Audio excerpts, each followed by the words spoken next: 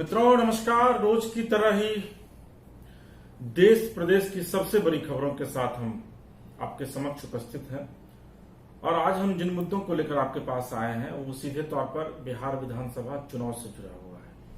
जी हां, राष्ट्रीय अध्यक्ष बीजेपी के जेपी नड्डा ने एक बयान दिया है और यह कहा है कि बिहार में जब जब गठबंधन के तहत भाजपा चुनाव लड़ी है तब तक बिहार में एनडीए की सरकार बनी है।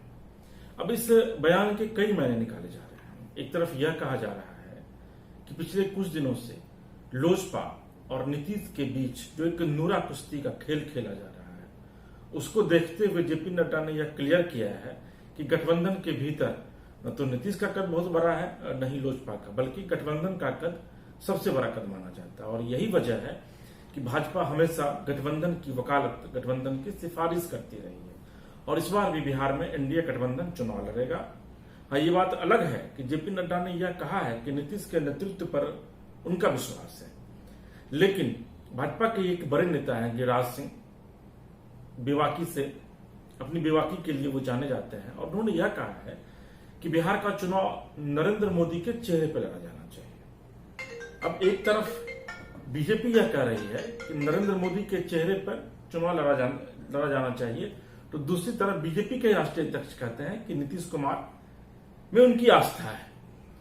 कहीं ना कहीं तमाम चीजों के बीच विपक्ष को एक बड़ा मौका मिल गया है और विपक्ष निशाना साध रहा है और यह कह रहा है कि चुनाव के बाद एनडीए की जो दुर्गति होगी वह देखने लायक होगी। लेकिन इतना तय है कि इस बार एनडीए चुनाव लड़ रहा है जिसमें कि नीतीश कुमार के नेतृत्व में ही एनडीए चुनाव लड़ेगा और नीतीश कुमार के चेहरे को आगे करके चुनाव लड़ेगा। हालांकि चुनावी परिणाम क्या होंगे इसके लिए हम लोग को इंतजार करना पड़ेगा, लेकिन जेपी नड्डा के इस बयान के बाद सत्ता पक्ष और विपक्ष दोनों खेमों में बेचैनी है। हालांकि चुनाव का वक्त है, कौन नेता क्या बयान देंगे ये भी देखने वाली बात होगी, लेकिन इतना तय है कि इन सब के बीच विपक्ष को बिहार में बैठे बिठाए जेपी नड्डा ने नीतीश कुमार को निशाने पर लेने के लिए एक बड़ा मुद्दा दे दिया है। दूसरी जो महत्वपूर्ण खबर है कि आज तेजस्वी यादव रघुवंश प्रसाद सिंह को मनाने के लिए गए थे। रघुवंश प्रसाद सिंह ने राष्ट्रीय उपाध्यक्ष पद से इस्तीफा दे दिया था, लेकिन रघुवंश बाबू ने यह कहा है कि जब उन्होंने इस्तीफा दे दिया तो वापस लेने का कोई सवाल ही नहीं उठता है।